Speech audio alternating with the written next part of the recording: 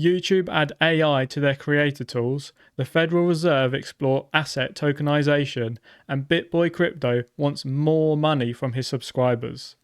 Let's get into it. So the crypto community are caught between saving BitBoy and letting him drown. So if you didn't know, this is BitBoy, Ben Armstrong. He has one of the largest kind of YouTube crypto channels. I think it has about 1.5 million subscribers, and he created a kind of like a parent company to the YouTube channel and other kind of companies that he's created called Hit Network, and he's recently been fired from his own company essentially because he created Bencoin, which is it's a meme coin and it's probably a scam, and that's why he got kicked out of his own company. He got fired from his own company because he's trying to shill shitcoins essentially. So he's recently come out, talked about the allegations, and he's suing the company because he believes he still owns it all. And he's recently made videos asking for donations to help his, fund the legal fees. So in these videos, he asks money from his subscribers through another channel that he's recently made. And he has about 50,000 subscribers there, and he's asking for donations, mostly through his XRP wallet. And someone's been doing some digging and realized how much he owns already. I mean, he has a Lamborghini, he owns multiple real estate.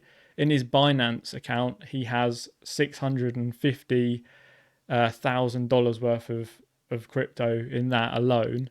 In the XRP wallet that he was using to accept donations has $85 million worth of XRP in it. There are some that say that he doesn't actually own all of that though. But I mean, and there was a recent video that came out where he was moaning or asking for more donations, and in it he was wearing a $50,000 Rolex. So to have the audacity to ask for donations from your subscribers when you have millions and millions and millions of dollars worth of assets already that could easily be used to fund those legal battles. Yeah, I mean, I used to watch BitBoy Crypto when I first got into crypto because it's one of the bigger channels, so it's the one that you kind of land on the most easily.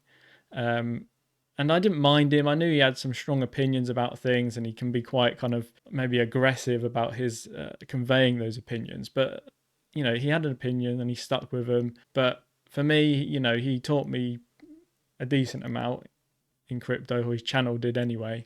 And then anyway, as time went on, I kind of gravitated more towards DZ because I just thought he was a much kind of more likable character. He's a likable guy, and so I watch the kind of around the blockchain stuff now and again still. If not, I listen to the podcast version. But I mean, after this kind of whole thing going on with Ben Armstrong, BitBoy, it's definitely kind of hit the last nail in the head in terms of my opinion of him. I mean, I'm not going to say anything bad about him because I'm not in the situation myself. I don't know 100% what's going on, but it's enough to make people go, that's not right. Asking for money while you hold millions of dollars worth of assets yourself. It doesn't make sense, does it? So anyway, this article kind of talks about all that. He's requested donations from the crypto community, claiming to be receiving death threats. Who doesn't receive death threats online? Let's be honest. BitBoy needs funds for legal fees. He was kicked out of his own foundation known as BitBoy Crypto, which I think is Hit Network, is the kind of parent company. He was kicked out of shilling. He was kicked out for shilling scam tokens and allegedly conning investors of their funds, pleading with the crypto community to fund his legal fees. BitBoy has already received $100,000 in donations. So he's actually receiving money from people, which is crazy. Anyway, BitBoy is swimming in a pool of self-made privilege. This is a tweet from Crypto Nova. He owns numerous assets which he can sell to fund his legal fees. Yes. BitBoy's video showcases his expensive cars and watches. Meanwhile, Binance CEO himself states that his Binance wallet worth $650,000 is still in BitBoy's control. So even CZ has come out and said, even though BitBoy's claiming he doesn't own that 650 or have control over that $650,000, CZ himself, the owner of Binance, says he does. But yeah, it's crazy kind of drama at the moment around all this. I started watching BitBoy because it was the kind of first channel I landed on when I entered crypto. But yeah, I'm definitely now, I don't watch anything with him in it now. It's just not someone that I want to kind of learn from or take advice from anymore. I'm going to leave it at that. Anyway, on to the next topic. So the Federal Reserve releases working paper exploring asset tokenization. So the Federal Reserve has released a comprehensive working paper delving into asset tokenization. The paper explains that tokenization, similar to stablecoins, consists of 5 core components: a blockchain, a reference asset, a valuation mechanism, storage of custody, and redemption mechanisms. So the paper explains that asset tokenization offers access to previously inaccessible or costly markets such as real estate, where investors can acquire shares in specific properties. So you can actually own a share of a specific property by essentially buying the token tied to it. That's why they're similar to stablecoins, because stablecoins are tied to an asset, which is a currency that like Tether is tied to the dollar. Smart contracts capabilities allow liquidity saving mechanisms in settlement processes, enhancing efficiency. So yeah, I mean, I like the concept of tokenizing assets, especially in real estate, because buying and selling houses is a massive ball ache. So to be able to tokenize something and do it all digitally, sign smart contracts instead of having loads of paperwork that you need to constantly send back and forth with, real estate agents and things like that. It makes sense. The only bad thing I can think of when it comes to tokenization of assets is the kind of being able, so like it says there, investing in specific properties. Like, what's stopping people releasing like FUD and misinformation to force those shareholders who own those tokens to sell up their tokens, to which would drop the value of that property down? And if it's someone looking to buy that property, that's in their interest to make that happen, to make the people sell up their tokens to try to be able to then buy the house for cheaper. Because I mean, you can do that now, but for them to go through the process of people, selling their shares of a house or whatever is a lot more it's more long-winded.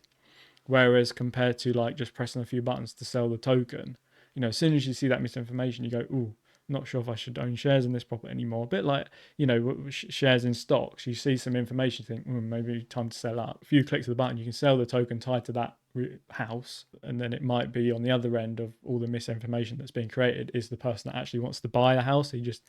And the reason they created all the misinformation is so it would lower the price, so we get a better price when buying it. But that's just my opinion. Whether that's just a crazy situation that would only happen once or twice, I don't know, but it seems perfectly plausible. But yeah, I mean, but like I said, it's definitely cool, especially like with paintings and assets, to like own, a small share of, say, like the Mona Lisa or something like that would be really cool, to be fair. Yeah, but anyway, I think it's the way that things are going. So YouTube to add AI creator tools to find music for videos. New AI features in addition to the launch of an AI dubbing tool. Currently, creators can use Creator Music to search for songs, a specific artist, or a music genre they want to use in a video. Now they'll be able to leverage AI tools to make finding music easier. So, starting early next year, YouTube will launch a new feature that will work like a music concierge. So the idea is, for example, the creator could type information about the length or type of the song they are looking for, and the Creator Music tool will suggest the right track at the right price. Creators can search for tracks based on a budget they have set for their project. They can choose to either buy a license after reviewing the terms or opt into a rev sharing agreement. In addition, YouTube will introduce an AI dubbing tool called Aloud. It only takes one click to get an AI generated dub in another language. So a bit of AI tools coming to YouTube. It's pretty cool.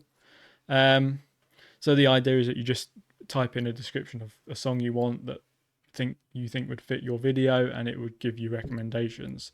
The only thing when it comes to this kind of stuff is how much are they going to influence the AI to pick like high influence artists, because it doesn't take much for the record labels or the artists themselves to come up with deals with YouTube. So to which YouTube then makes sure that AI is pushing their music more than others.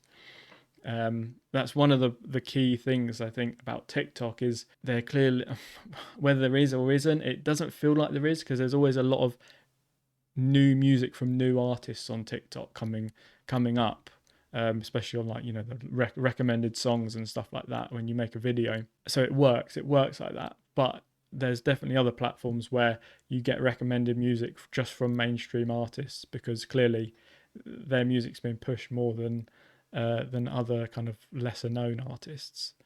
But we'll see what YouTube do.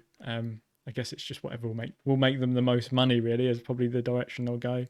And then obviously, yeah, the being able to dub your videos in other languages. I know Mr. Beast spends a lot of money and time doing that. He has a lot of his videos dubbed in like Spanish, for his other language channels. So to be able to automatically dub it with a click of a button would probably be something that he's looking forward to. But anyway, cool tools that are AI tools that are popping up on mainstream platforms now. So AI is coming. It's coming thick and fast, and I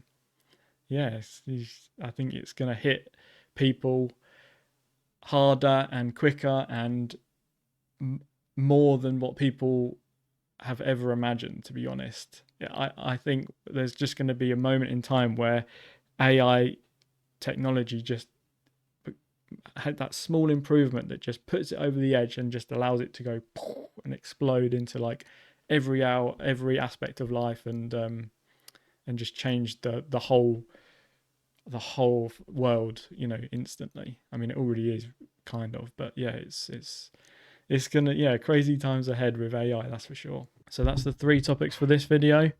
I hope you enjoyed them, and if you are enjoying this content, make sure to give the video a like, and I would also appreciate if you subscribe if you want to, and I will see you in the next one.